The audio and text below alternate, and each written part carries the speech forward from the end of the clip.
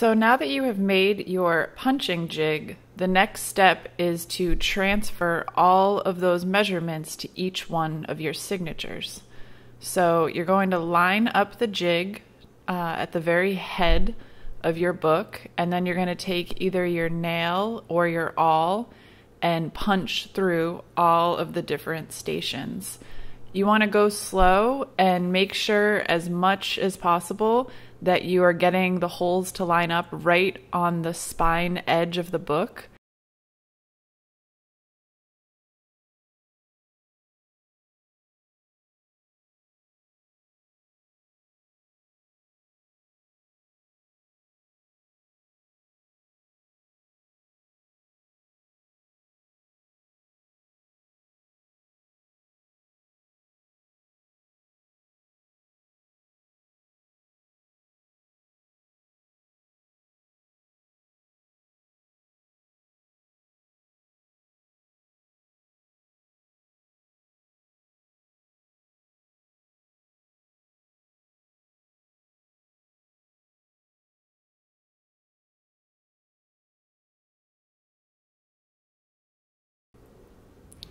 If you see a hole that is not quite on the edge, you can go back with your awl and kind of push it down so that the hole does go right into that fold. So you don't want your holes to go kind of on the side of the book. You want them to go straight through the center of that folded edge.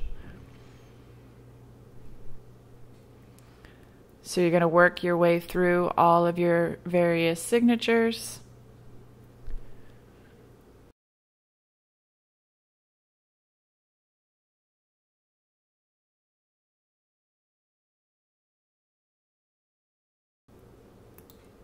Once you have all of your signatures punched, you can align them in the correct order for your book.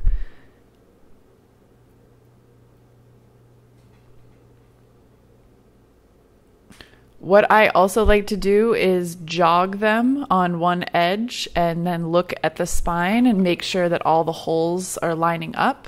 That's a quick way to tell if maybe one signature accidentally got swapped upside down or you didn't use the right jig. Then what I like to do is line them all up on the edge of my table as they are going to be in the book, and then I flip them all backwards except for the last signature, and then I begin sewing with the last signature. The next thing that you want to do is measure out your thread. So how much thread you use depends on how many signatures you have and how tall those signatures are. So you want to measure out the amount of signatures that you have. So say you have 5 signatures. You want to measure out 5 heights of your book in thread. And then I like to give myself about 1.5 extra book heights. I find that that tends to be enough to tie off my knots, and also enough that I have some space to wiggle. Once you've measured out the length of your thread, you can trim your thread off and move the rest of it aside. The next thing I'm going to go over is how to thread your needle. So threading your needle for bookbinding is a little bit different than threading your needle for sewing. You really don't want that extra bulk of a knot on the end of your needle. So instead you do what's called splitting the thread. So you thread your needle and then you twist your thread back so that the fibers of the thread kind of separate. And then once those fibers are kind of separated, you take the end of your needle and you pass it through the thread. So basically what that does is it makes a little bit of a catch for your thread, so it holds it onto the needle, but it doesn't necessarily have a large knot. Now you are ready to begin sewing. You start at the bottom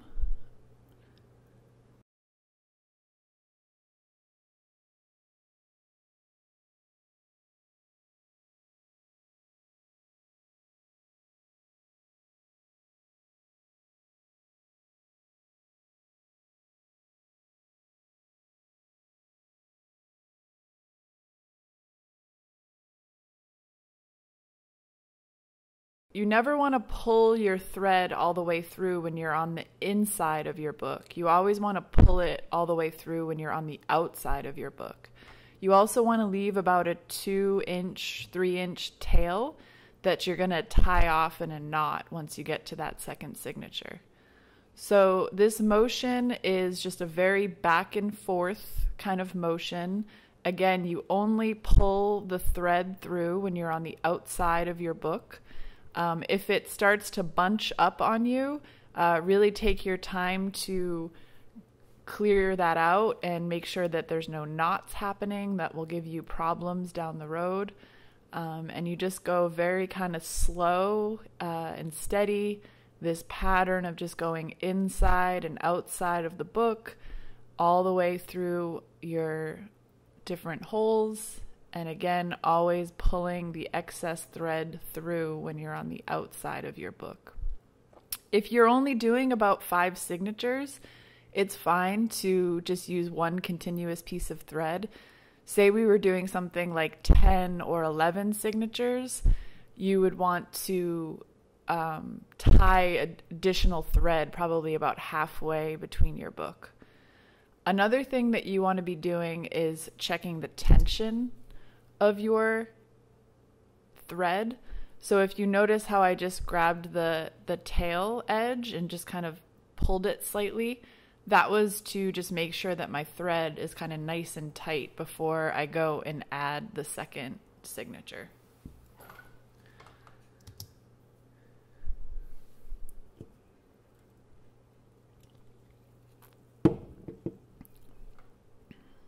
So now I'm stacking my second signature on top, and I'm doing the same pattern of back and forth. I am going to add one stitch here, and that stitch is I go down through the previous hole and kind of loop up and then go in through that hole. So that creates what's called a link. And that link gives my book some additional strength. So I'm going all of the places where you see 2 holes paired right next to each other, I'm going to do that linking stitch on all of those stations. So you kind of go underneath and then back through for all the various stations. When I get to the end of that second signature, this is where I tie a square knot. So again, I pull my thread in the same direction that it's going. If I pulled it the opposite direction, it would actually tear a hole in my pages. And then I'm going to do a square knot, which is left over right and then right over left. And that square knot will be really strong and hold those 2 signatures together. So again, you can tie your first knot with one piece of thread holding the left hand, one piece of thread holding the right hand, and then you're going to pass off which hands are holding that thread and then tie a knot again. And that will create what's called a square knot, which will be really strong. And then it's up to you. You can either trim off that little tail piece right now, or you can keep it and tie it off, trim it at the end. I like to trim it as I go, and you want to leave about like a 1/2 inch stub.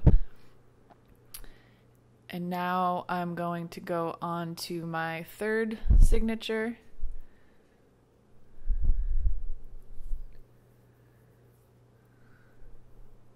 At the end of your third signature is where you're going to introduce a new stitch.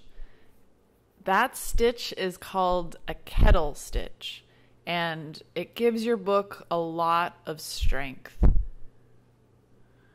Dip your needle so that it goes between signature 1 and signature 2, and you're going to go from the inside out, and then that's going to create a big loop. And then what you're going to do is you are going to take your needle and go up through that big loop. So that creates what's called a kettle stitch, And your kettle stitch is incredibly strong and gives your book a lot of flexibility on the spine. Then you're going to add your fourth signature and do it very much the same with the linking stitches down to just the previous signature. And then when you get all the way to the end of that fourth signature, you're going to do another kettle stitch.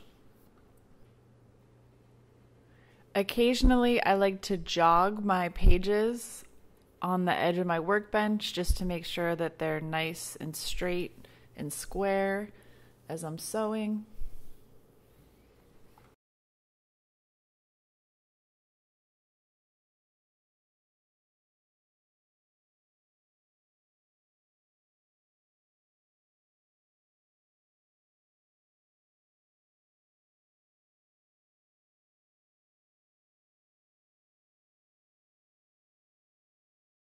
And then at the end of my fourth signature, I'm going to do that same kettle stitch.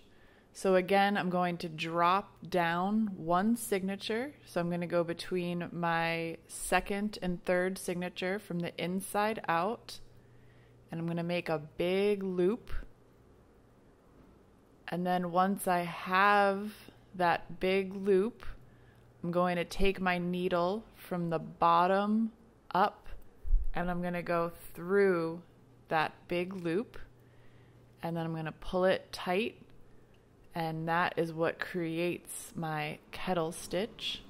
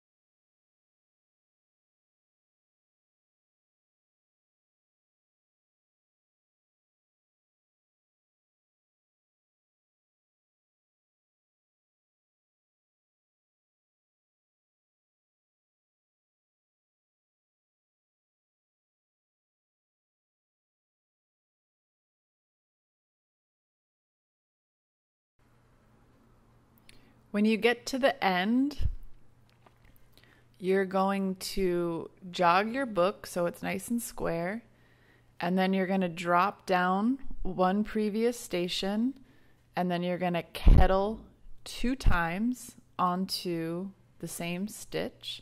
So again, from the inside out, and then pull up, and then you're going to do the same thing again from the inside out, make a loop, and then pull up through that loop. And then you're going to go back to the inside of that station, that last signature, and you are going to tie a knot on the inside of your book. So pass through the bottom of that thread, through that loop, tie a knot down, and then do that a second time. Pass through that thread,